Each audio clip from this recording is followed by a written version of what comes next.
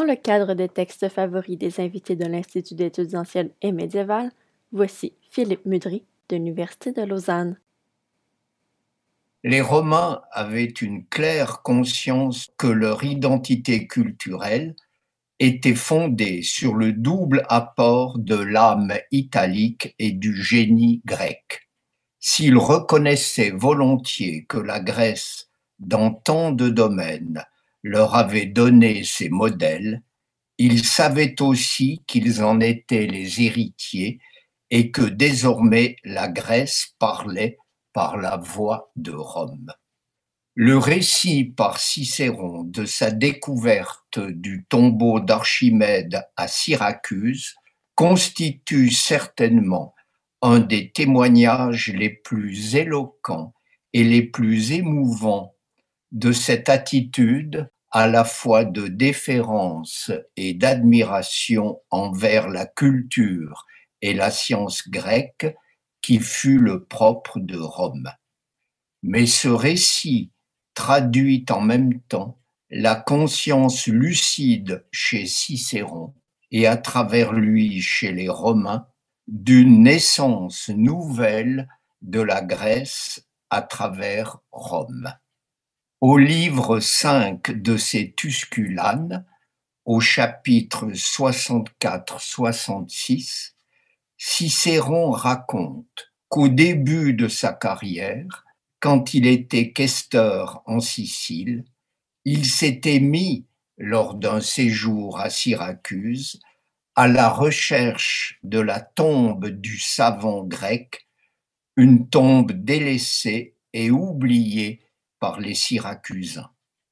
Il la retrouva enfouie sous les ronces et les herbes folles, mais portant toujours gravé sur la pierre le dessin d'une sphère et d'un cylindre, ainsi qu'une inscription à demi effacée par le temps.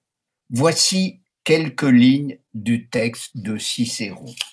Je cite: « À l'époque où j'étais questeur, c'est moi qui ai découvert le tombeau d'Archimède, dont les Syracusains ignoraient et même niaient l'existence. Un fouillis de ronces et de buissons l'entourait et le masquait de toutes parts. Un jour donc, que je fouillais du regard tout le terrain situé aux abords de la porte d'Agrigente, car il y a là une multitude de tombeaux, voilà que mes yeux tombent sur une petite colonne qui émergeait à peine des buissons. Elle était surmontée d'une sphère et d'un cylindre.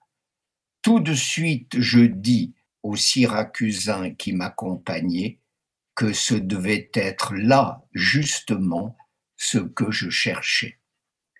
Ainsi conclut Cicéron, une des plus célèbres cités de la Grèce, et en même temps une des plus savantes, aurait ignoré le tombeau du plus génial de ses fils si un homme d'Arpinum ne le lui avait fait connaître. » Fin de citation. Comment dire plus nettement que s'il n'avait été recueilli par Rome, l'héritage grec se serait perdu, oublié même de la Grèce. À cet égard, il est particulièrement significatif que Cicéron se désigne lui-même comme, je cite, un homme d'Arpinum. C'est que cette bourgade des montagnes du Latium, dont Cicéron était originaire, symbolise cette vieille terre italique et ses vertus ancestrales sur lesquelles Rome a bâti sa grandeur. Que ce soit un homme d'Arpinum qui ait recherché et découvert la tombe d'Archimède exprime mieux que tout discours ce sentiment profond des Romains que leur identité culturelle résultait à part égale du mélange de l'héritage grec et de l'âme italique.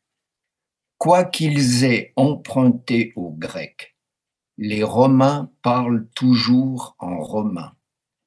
Ils révèlent ce tempérament, cette singularité italique que l'art étrusque nous fait plus que tout pressentir.